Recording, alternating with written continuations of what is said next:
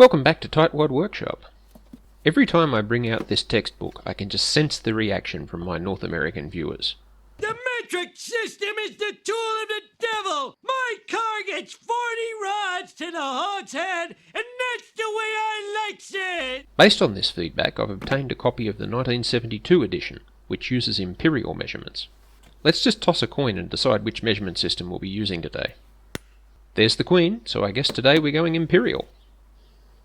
Just give me a moment to brush up on my saw sharpening.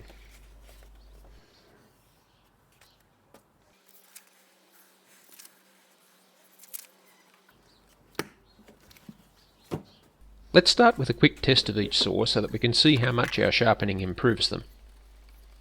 I'll count how many strokes it takes the tenon saw to cut through this plank.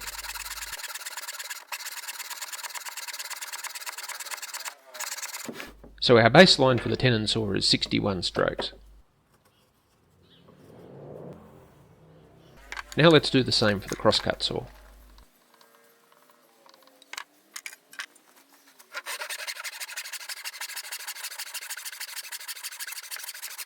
Since it has a longer blade and bigger teeth, I expected it'd need fewer strokes.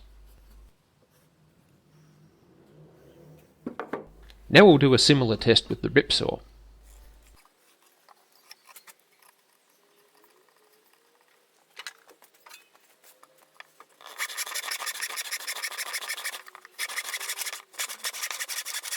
I think we're going to see a big improvement from this one.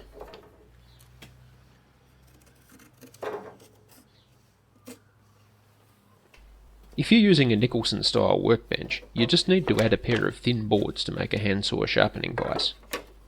Simply sandwich the saw blade between the boards, then use your holdfast to attach it to the side of the workbench.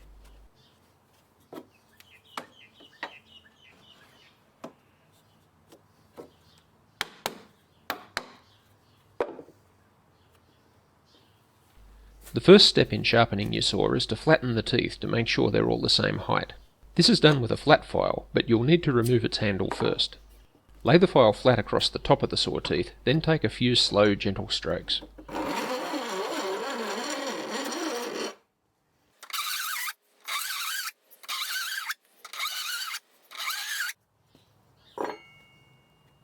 This should leave a flat, shiny spot on top of each tooth. This tooth hasn't been touched by the file. A single low tooth like this is okay, but if you have several missed teeth in a row, you should file the saw a little more. We'll sharpen the saw teeth with this triangular file.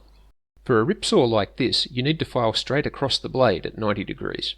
You also need to keep the back edge of the file vertical to form the correct rip tooth profile. You'd normally reshape all the teeth first before sharpening them, but I'm going to try combining both of those actions into a single pass. I'm sharpening every second tooth, working on the teeth that bend towards me. Once I finish the last tooth, I'll flip the saw around.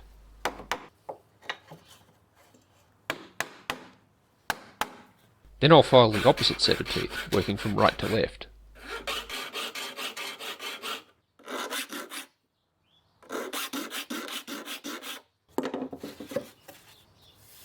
That feels pretty good. Let's give it a test.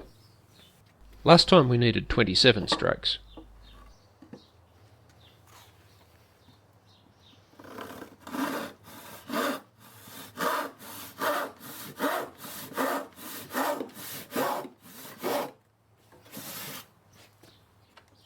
That's a decent improvement.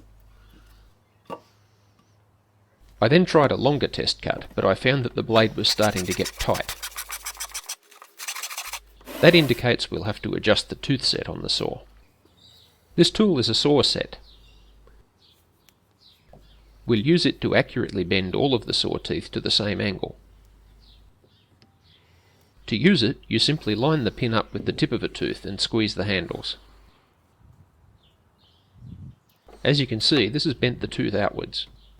For most saws, you set the teeth in a left-right pattern. So I'll set every second tooth along the whole blade. Then I'll turn the saw around in the vise and repeat for the other side. I tested the cut again after setting the saw, and it still needed 9 strokes. However, the saw blade didn't get stuck in the cut anymore. I needed to modify the thin boards slightly to make them fit the crosscut saw. Flatten the crosscut saw's teeth using the flat file as we did before.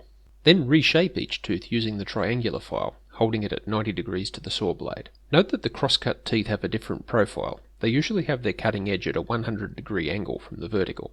You also need to hold the file at different angles for the final sharpening passes. Hold the file at a 60-degree angle across the saw blade, and also keep the top of the file at about 100 degrees from the vertical. Clamping the saw to the bench like this allows you to work in a comfortable seated position.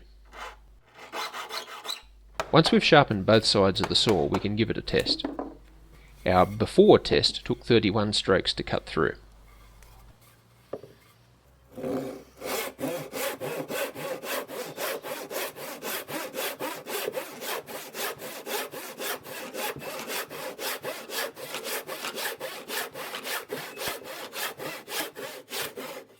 "25 strokes is an improvement, and the saw now needs less force to push on each stroke. I'm sharpening the tenon saw using the same technique I used for the crosscut saw. Although since the teeth on the tenon saw are a lot smaller, I need to use a smaller file. The first test of the tenon saw took 77 strokes, so I'd actually made it worse.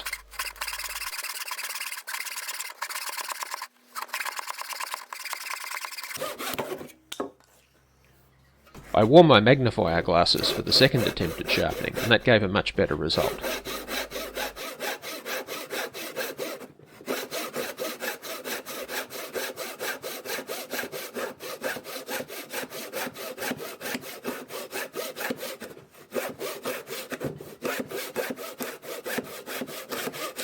"40 strokes this time."